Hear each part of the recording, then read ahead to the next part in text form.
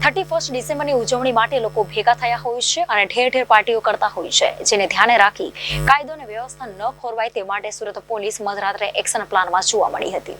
હાલ 31 ડિસેમ્બરના કારણે સુરતની રોનક કંઈક અલગ જ જોવા મળી હતી.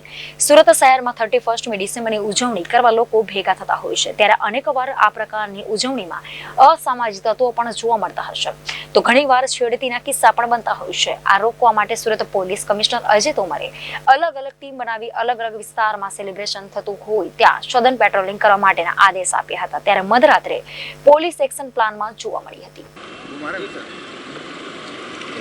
नववर्ष के ऊपर नववर्ष की पूर्व संध्या पे सूरत के जितने भी एंट्री एग्जिट हैं वहाँ सब जगह पे प्रॉपर चेकिंग हो रही है.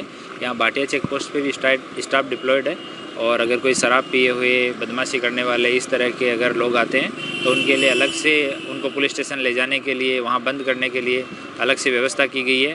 ब्रेथ एनालाइजर, सीसीटीवी का, बॉडी वॉर्न कैमरा का, ड्रग एनालाइजर का, इन सब का यूज़ हो रहा है और सही तैनाती है. पर जो सही नागरिक हैं, जो फैमिली के साथ एंजॉय करने निकले हैं, शांति प्रिय हैं, न्याय का पालन करने वाले हैं, उनको कोई समस्या नहीं होने वाली है. उनको पुलिस पूरी मदद करेगी. Thank you. આજરોજ 31 ડિસેમ્બર અનુસંધાને સુરત શહેરમાં કોઈ અનિચ્છનીય બનાવ ન બને અને લોકો શાંતિથી નવા વર્ષની ઉજવણી કરે એ માટે સુરત શહેર પોલીસ અને આઈ ડિવિઝન દ્વારા આયોજન કરવામાં આવેલું છે.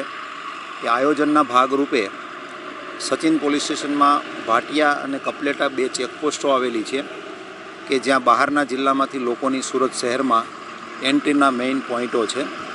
ખાસ કરીને ભાટિયા ચેકપોસ્ટ ઉપર હાલ 20 જેટલા પોલીસ કર્મચારી, હોમગાર્ડ અને અધિકારીઓની ટીમ કામ કરી રહેલી છે.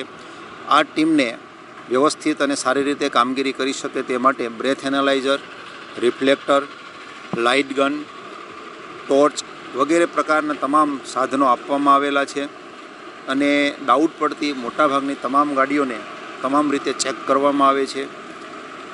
અને જે લોકો ફેમિલી સાથે હોય અને સારા માણસો હોય કે જે કાયદાને માન અને આપી રહેલા છે, કાયદાની મર્યાદામાં છે, એ લોકોને પોલીસ તરફથી કોઈ પણ હેરાનગતિ કરવામાં આવતી નથી અને લોકો સારી રીતે નવા વર્ષની ઉજવણી કરે એ માટે સચિન પોલીસ તરફથી તમામને શુભેચ્છાઓ પાઠવવામાં આવે છે. જી સર, કયા કયા પોઈન્ટો પર સચિન વિસ્તારની અંદર ચેકપોસ્ટ પોલીસ દ્વારા ચેકિંગ કરવામાં આવી છે?